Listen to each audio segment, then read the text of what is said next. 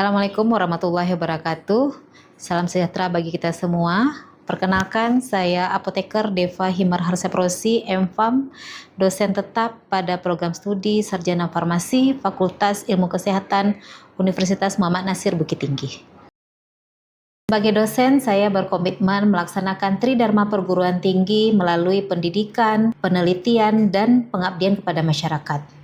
Pada kesempatan ini, izinkan saya menyampaikan pernyataan diri dosen dalam unjuk kerja Tridharma Perguruan Tinggi PDD UKT PT dalam bidang pengajaran yang merupakan salah satu syarat untuk mengikuti sertifikasi dosen tahun 2026. Pada kesempatan ini, saya akan memaparkan mata kuliah formulasi dan teknologi sediaan cair dan semisolid yang saya ampu sesuai dengan bidang keahlian saya, yaitu teknologi farmasi.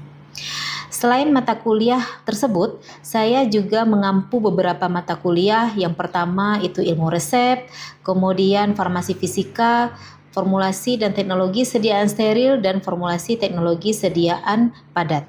Mata kuliah formulasi dan teknologi sediaan cair dan semisolid ini merupakan mata kuliah yang wajib yang diberikan pada mahasiswa semester 5 program studi Sarjana Farmasi dengan kode mata kuliah FAR 601025. Mata kuliah ini memiliki bobot 2 SKS yang dilaksanakan 16 kali pertemuan, di mana 14 kali pertemuan tatap muka, 1 kali ujian tengah semester, dan 1 kali ujian akhir semester. Mata kuliah ini membahas aspek cara pembuatan obat yang baik, mempelajari preformulasi untuk merancang sediaan cair dan semisolid, menguji hasil sediaan yang dibuat sesuai persyaratan, mengetahui dan memahami dalam industri farmasi. Capaian pembelajaran mata kuliah ini disusun berdasarkan capaian pembelajaran lulusan program studi yang telah tertuang di dalam rencana pembelajaran semester atau RPS yang telah divalidasi oleh Ketua Program Studi dan gugus penjamin mutu. Adapun capaian pembelajaran lulusan, yang pertama itu bertakwa kepada Tuhan Yang Maha Esa dan mampu menunjukkan sikap religius. Yang kedua, menunjukkan sikap bertanggung jawab atas pekerjaan di bidang keahlian secara mandiri. Keterampilan umum mampu menerapkan pemikiran logis, kritis, sistematis, dan inovatif dalam konteks pengembangan atau implementasi ilmu pengetahuan dan teknologi yang memperhatikan dan menerapkan nilai humaniora yang sesuai dengan bidang keahliannya. Kemudian mampu mengambil keputusan secara tepat dalam konteks penyelesaian masalah di bidang keahliannya berdasarkan hasil analisis informasi dan data. Dari segi pengetahuan, menguasai teori, metode, konsep ilmu, dan teknologi farmasi, pengantar bentuk sediaan cair dan semi padat, preformulasi sediaan cair, sistem dispersi, suspensi, sirup, emulsi, peningkatan kelarutan zat, preformulasi sediaan semi padat, kemudian sediaan semi padat, krim, gel, salep, dan pasta. Mampu mengintegrasikan pengetahuan dengan nilai keislaman dalam bidang kefarmasian. Dari segi keterampilan khusus, mampu menyiapkan atau meracik sediaan farmasi yang aman, efektif, stabil, dan bermutu. Mampu menerapkan ilmu dan teknologi kefarmasian dalam pembuatan dan penjaminan mutu sediaan farmasi. Menunjukkan penguasaan iptek, bidang kefarmasian, kemampuan riset, kemampuan pengembangan diri secara berkelanjutan. Nah, jadi capaian pembelajaran lulusan tersebut telah ditetapkan dalam kurikulum program studi, dijabarkan ke dalam rencana pembelajaran semester dan menjadi dasar dalam penyusunan capaian pembelajaran mata kuliah. Kemudian capaian pembelajaran mata kuliah yang pertama mampu menguasai teori dan cara pembuatan obat yang baik dalam bentuk sediaan cair dan semisolid. Mahasiswa mampu mempelajari preformulasi untuk merancang master formula sediaan cair dan semisolid. Yang ketiga, mahasiswa mampu memahami cara pembuatan sediaan dan evaluasi sediaan cair dan semisolid. Sub CPMK dari mata kuliah ini, yang pertama, mampu menjelaskan prinsip dasar dan klasifikasi pertimbangan preformulasi sediaan cair serta mengkorelasikan dengan nilai-nilai keislaman. Yang kedua, mampu menganalisis data preformulasi zat aktif dan eksipien untuk merancang master formula sediaan cair dan sediaan semisolid yang aman, efektif, dan stabil. Yang ketiga, mampu merancang formulasi sediaan cair sistem dispersi, molekuler, dan sistem terdispersi heterogen dengan mengaplikasikan teknik peningkatan kelarutan dan stabilitas fisik dan kimia. Yang keempat, mampu merancang formulasi sediaan semisolid berdasarkan karakteristik basis penyerapan topikal dan efikasi terapi. Kemudian mampu menerapkan prinsip CPOB dan prosedur kerja standar dalam proses pembuatan sediaan cair dan semisolid secara mandiri dan bertanggung jawab. Kemudian mampu menganalisis dan memecahkan masalah teknis yang timbul selama pembuatan dan penyimpanan. Mampu menentukan, merancang, dan melakukan evaluasi kontrol kualitas terhadap sediaan cair dan semisolid sesuai dengan standar farmakope berbasis pemikiran kritis dan analisis data. Dalam pelaksanaan perkuliahan, saya menerapkan 3 tahapan pembelajaran. Yang pertama, delivery, interaction, dan assessment untuk mendukung tercapainya capaian pembelajaran mata kuliah. Dari segi aspek delivery, jadi saya di sini menjelaskan bagaimana cara saya menyampaikan materi pembelajaran agar mahasiswa dapat mencapai capaian pembelajarannya. Jadi materi pembelajaran, kontrak perkuliahan, RPS nanti dapat diakses oleh mahasiswa melalui sistem informasi akademik atau SIAKA. Penyampaian materi yang dilakukan jadi menggunakan pembelajaran dengan PowerPoint dan video pembelajaran. Metode pembelajaran interaktif yang digunakan yaitu pembelajaran berbasis masalah, problem based learning, small group discussion, dan discovery learning, sehingga mahasiswa memperoleh pengalaman belajar yang aktif dan aplikatif. Referensi dari mata kuliah ini yang digunakan oleh mahasiswa bersumber dari buku yang ditulis oleh para ahli dan artikel-artikel terkait yang berreputasi yang memiliki nilai kebaruan sehingga mahasiswa dapat mengikuti perkembangan ilmu pengetahuan dan teknologi. Dari aspek interaksi, saya membangun komunikasi 2 arah antara dosen dan mahasiswa melalui diskusi, tanya jawab, presentasi, kerja kelompok, dan refleksi pembelajaran.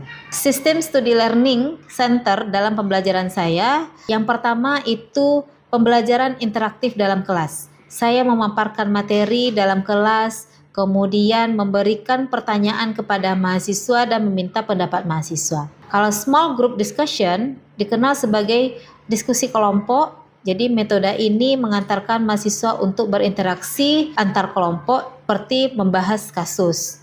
Kemudian self-direct learning, jadi metode ini berbentuk pemberian tugas kepada mahasiswa dengan membaca dan membuat ringkasan. Dari aspek asesmen ini merupakan suatu proses untuk mengukur kemampuan mahasiswa secara objektif dalam menerima materi pembelajaran. Penilaian dilakukan secara berkelanjutan melalui penilaian formatif dan sumatif.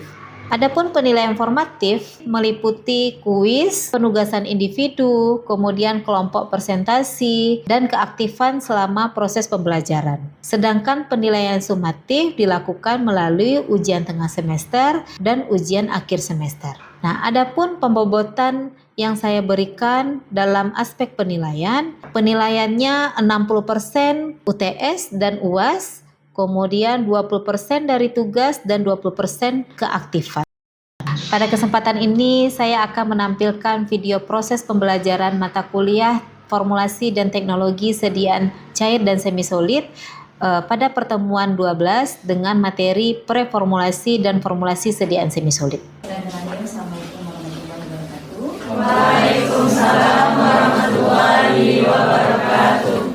Jadi ini pertemuan kita yang ke-11 ya setelah UTS ya, melanjutkan materi formulasi sediaan formulasi dan teknologi sediaan cair dan semisolid ya. Jadi sebelum UTS itu sudah dipelajari bagaimana tentang sediaan cair. Nah, setelah UTS ini kita mempelajari sediaan semisolid ya, sesuai dengan RPS yang diberikan di awal perkuliahan ya. Sebelum kita mulai perkuliahan hari ini, seperti biasa ya, kita mulai membaca Al-Quran terlebih silakan. أعوذ بالله من الشيطان الرجيم بسم الله الرحمن الرحيم الحمد لله الذي أنزل على عبده الكتاب ولم يجعل له عوجا قيما لينذر بأسا شديدا من لدنه ويبشر المؤمنين الذين يعملون الصالحات أن لهم أجرا حسنا صدق الله العظيم. Sebelum perkuliahan kita aksesi dulu ya. Si scan barcode disiapkan ya. Silakan.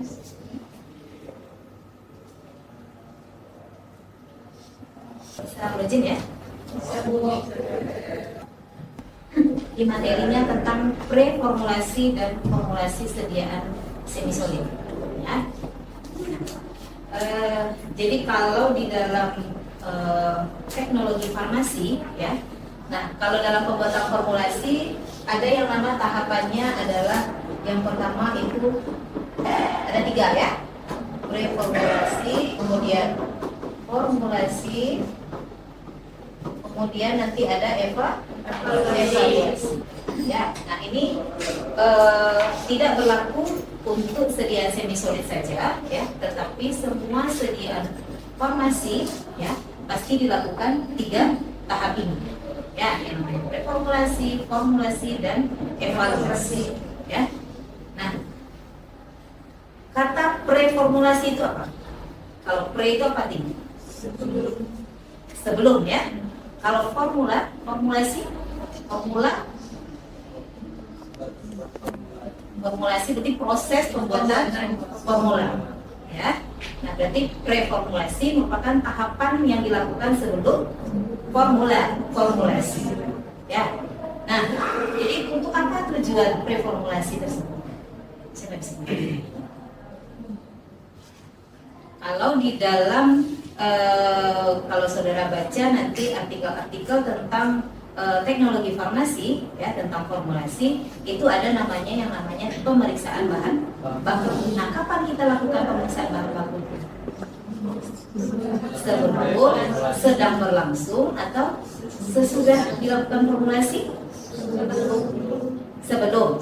Nah, jadi preformulasi itu kalau kita membuat suatu formula, nah itu ada namanya pemeriksaan bahan baku. Sebenarnya untuk apa pemeriksaan bahan baku? Preformulasi. Jadi preformulasi berkaitan dengan bahan baku ya. Nah, bahan baku ada bahan aktif, ada bahan tambahan. Nah, berarti kita lakukan pengujian terhadap bahan aktif dan bahan tambahan. Apa tujuannya?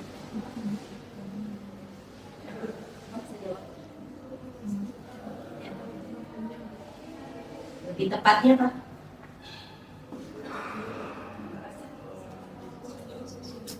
untuk mengetahui, memastikan ya bahan yang kita gunakan untuk formulasi nanti itu sesuai dengan persyaratan yang ditetapkan di literatur. Ya, apa literaturnya? Misalnya sumbernya farmakopin, atau kalau dia berupa eksipien, apa sumbernya? Pharmaceutical excipient ya. Nah, jadi tujuannya nanti adalah menentukan bahan-bahan yang kita gunakan itu menghasilkan produk yang berkualitas. Nah, ini ya. Jadi ini tadi ada kata preformulasi, berarti dilakukan sebelum formulasi. Jadi dia langkah awal yang dilakukan ketika membuat formula ya. Jadi dia berlaku untuk bahan baku tadi ya. Bahan baku ada bahan aktif dan ada bahan tambahan atau eksibit ya. Nah, itu selalu digunakan ya, selalu dilakukan ya. Nah, selalu dilakukan tidak hanya untuk sediaan semisolid saja ya, tetapi untuk semua sediaan. Jadi tujuannya adalah nanti kita lakukan, kita menentukan bagaimana karakteristik dari masing-masing bahan tadi, ya, yang tujuannya nanti akan kita formulasi, ya. Jadi tujuannya ini yang menghasilkan produk akhir berupa sediaan formulasi yang stabil, berkhasiat, aman, nyaman ketika digunakan ke pasien. Ya. Nah, apa saja yang dilakukan pemeriksaannya? Tadi ada bahan baku, ada bahan aktif, ada bahan tambahan. Nah, yang pertimbangan pertama adalah ya dari khasiat obat. Ya. Nah, misalnya apa contohnya sediaan semisolid, contoh bahan aktifnya apa? Gel, bahan aktifnya apa? Misalnya kita mau bikin masker peel off misalnya, ya kan? Masker peel off itu apa gunanya kita menggunakan masker peel off? Masker peel off di mana ditempelkan? Di wajah. Apa tujuannya masker peel off itu kita gunakan di wajah? Untuk mencerahkan, melengkapkan. Nah, jadi bahan aktifnya bagaimana kita gunakan?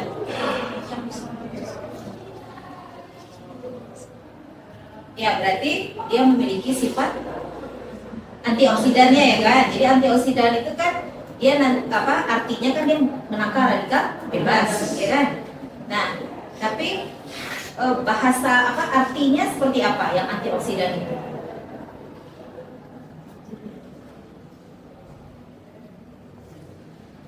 Bagaimana? Berarti dari senyawa kimia dari bahan harus memiliki apa nih? Ada flavonoidnya, apa lagi? Ada flavonoidnya, terpenoid, terpenoidnya, ya kan? Ya. Nah, jadi kita pilih khasiat obat ya sesuai dengan tujuan kita, sediaan kita itu mau digunakan untuk apa? Ya. Nah, misalnya masker peel off dari bahan alam apa contohnya?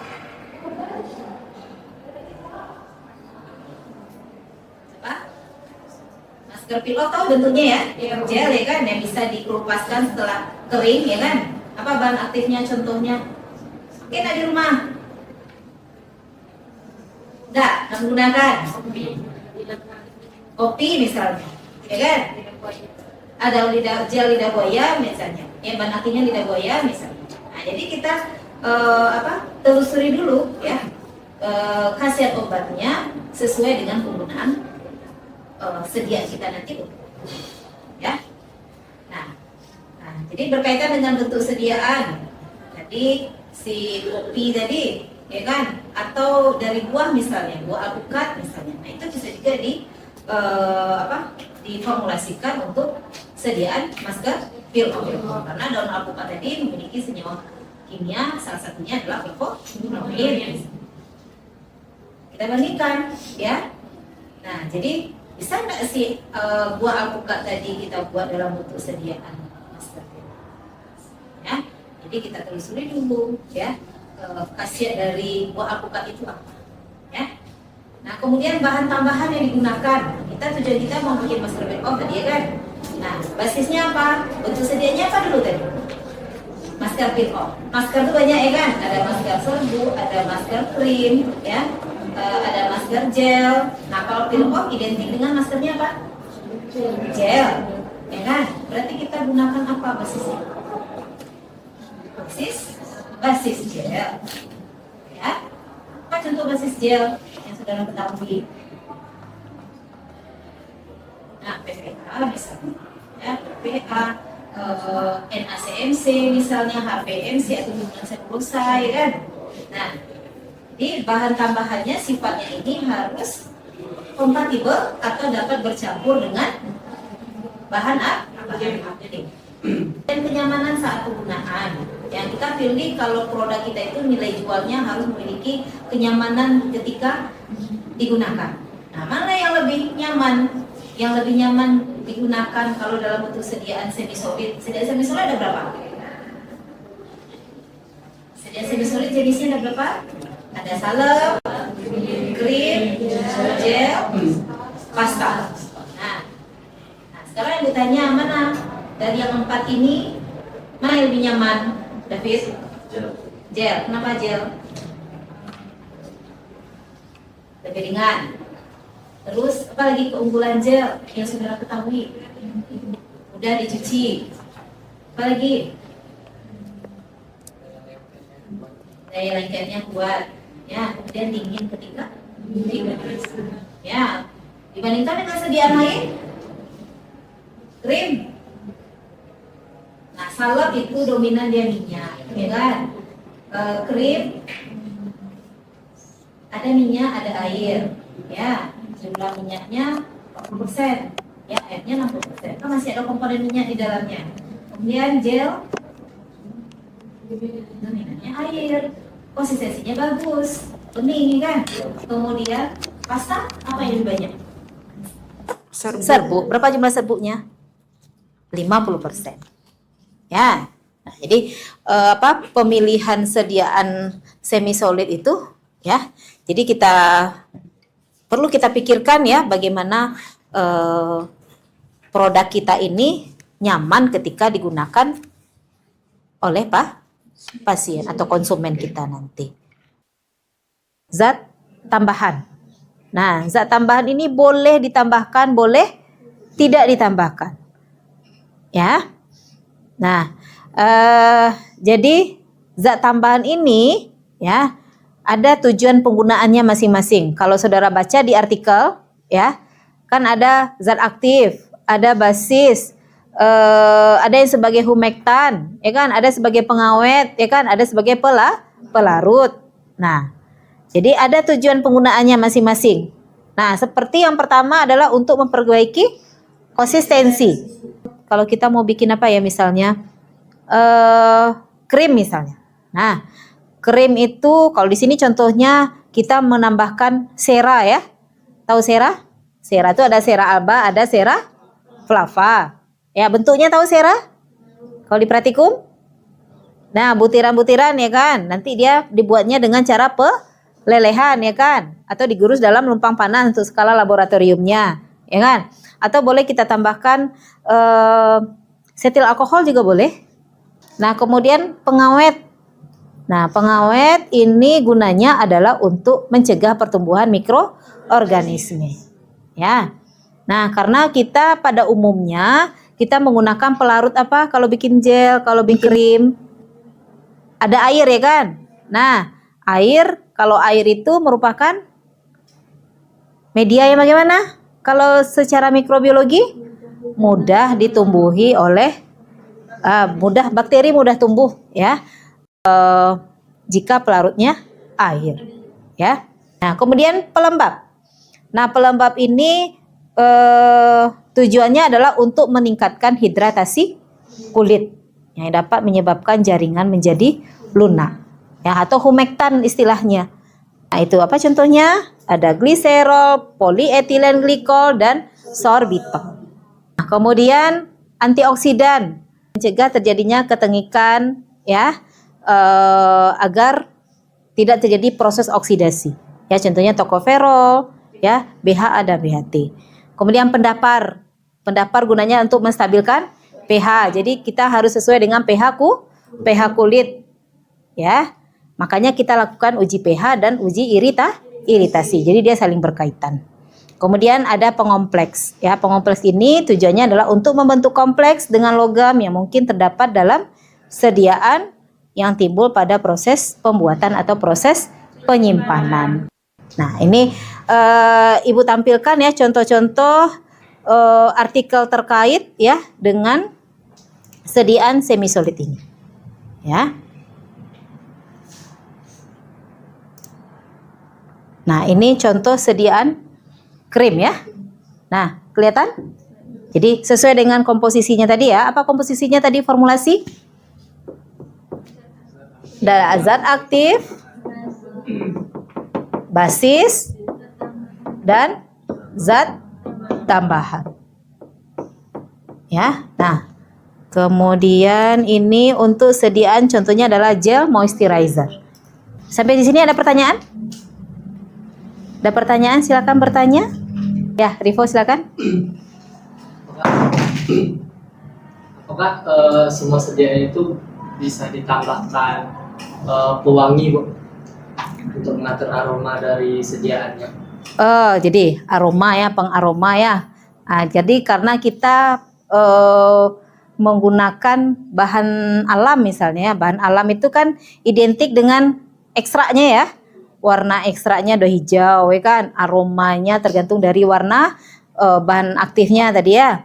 Nah, jadi untuk penambahan bahan pewangi ya, bahan pengaroma itu sebenarnya ada bahan yang